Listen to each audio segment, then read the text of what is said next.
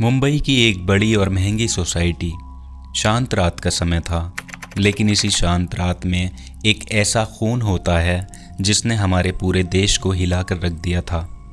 एक फ्लैट के अंदर आधी रात को एक शख्स की हत्या कर दी जाती है। हत्या के बाद उसकी लाश के करीब 300 टुकड़े किए जाते हैं और फिर उन टुकड़ों को प्लास्टिक के बैग में भरकर जंगल में ले जाकर जला दिया जाता है। ये कहानी है नीरज ग्रोवर और मारिया सोसाइराज और एमिल जेरोम मैथ्यू की। साल 2008 था। मारिया सोसाइराज मुंबई आई थी। उसका सपना था फिल्मों में काम करना। वो नई थी और बहुत मेहनत भी कर रही थी, और इसी दौरान उसकी मुलाकात नीरज ग्रोवर से होती है। नीरज टीवी और प्रोडक्शन की दुनिया से जुड़ा हुआ था। वो नए लोगों को काम दिलाने में मदद किया करता था। मारिया और नीरज की दोस्ती होती है और धीरे धीरे दोनों साथ समय बिताने लगते हैं। मारिया की ज़िंदगी में पहले से एक और शख्स था जिसका नाम था Emil Jerome Mathew. Emil navy में ऑफिसर था और कोची में तैनात था। दोनों शादी की योजना भी बना रहे थे, लेकिन एमिल को नीरज और मारिया की नज़दीकियां पसंद नहीं थीं। उसे ये रिश्ता खटकता था। मारिया कुछ वक्त के लिए नीरज के घर भी रही और बाद में उसने मलाड में एक फ्लैट किराए पर ले लिया। 6 मई 2008 का दिन था। मारिया नए घर में शिफ्ट हो रही थी और नीरज उसकी मदद कर रहा था। तकरीबन रात हो चुकी थी। करीब 8 बजे एमिल ने मारिया को फ़ोन किया।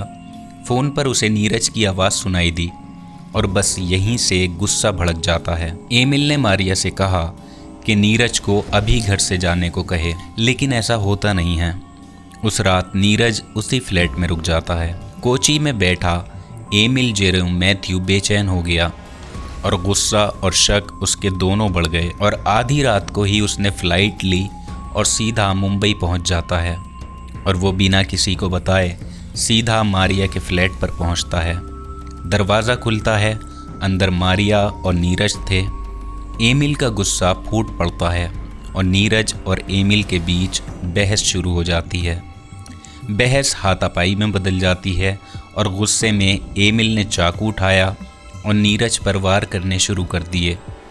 उसके घाव गहरे थे। नीरज वहीं गिर पड़ता है और कुछ ही पलों में उसकी मौत हो जाती है। कमरे में सन्नाटा छा गया। सामने एक लाश पड़ी थी। मारिया और एमिल दोनों डर जाते हैं। अब उन्हें समझ नहीं आ रहा था कि अब वो क्या करें, पुलिस को बुलाएं या कुछ और करें, और घबराहट में उन्होंने एक खौफनाक फैसला किया। उन्होंने लाश को छुपाने की योजना बनाई। जो आगे हुआ वो इस मामले को और भी डरावना और भयानक बना देता है। फ्लैट के अंदर अब सन्नाटा था। नीरज की जान जा चुकी थी। मारिया और एमिल दोनों घबराए हुए थे। उन्हें समझ नहीं आ रहा था कि अब क्या करें। अगर पुलिस को बताते तो फ़ौरन सच सामने आ जाता और वो पकड़े जाते। डर और घबराहट में उन्होंने गलत रास्ता चुना।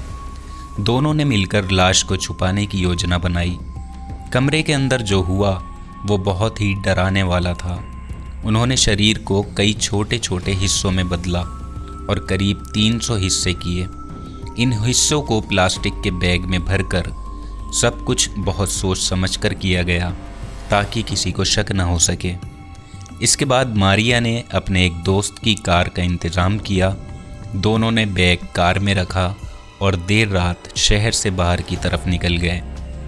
वो एक सुनसान जगह जंगल की तरफ पहुंचते हैं और वहां जाकर उन हिस्सों को उन्होंने जला दिया ताकि कोई सबूत ही न बचे। उन्हें लगा कि अब सच कभी सामने नहीं आएगा। कुछ दिनों तक सब सामान्य दिखता रहा।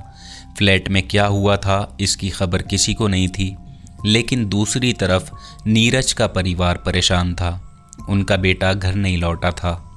उन्होंने गुमशुदगी की रिपोर्ट दर्ज कराई। परिवार को शक था कि आखिरी बार नीरज जिस शख्स से मिला था वो मारिया थी। पुलिस ने मारिया से पूछताछ की। शुरू में उसने कहा कि नीरज उससे मिला था, लेकिन रात में चला गया था।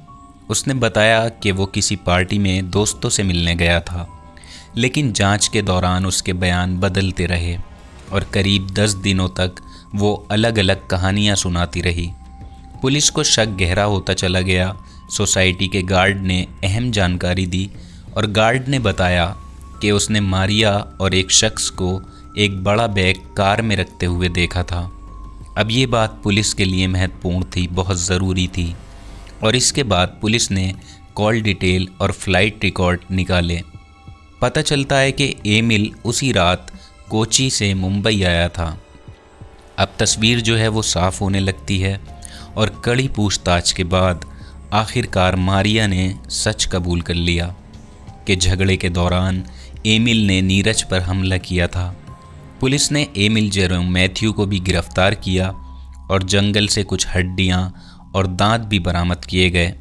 फॉरेंसिक जांच से ये साबित हो गया कि वो नीरज के ही थे। मामला हाई प्रोफाइल था, पूरे देश की नज़र इस केस पर थमी हुई थी। कई साल तक सुनवाई चलती रही और आखिरकार 2011 में कोर्ट ने फैसला सुनाया। फॉरेंसिक सबूत और गवाहों के आधार पर अदालत ने माना कि एमिल ने गुस्से में आकर नीरज की जान ले ली थी और सबूत मिटाने की कोशिश की।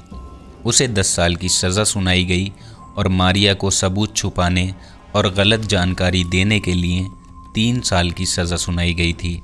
ये मामला दिखाता है कि गुस्सा और शक इंसान से क्या क्या करवा सकते हैं। एक पल का गुस्सा कई जिंदगियां बर्बाद कर देता है।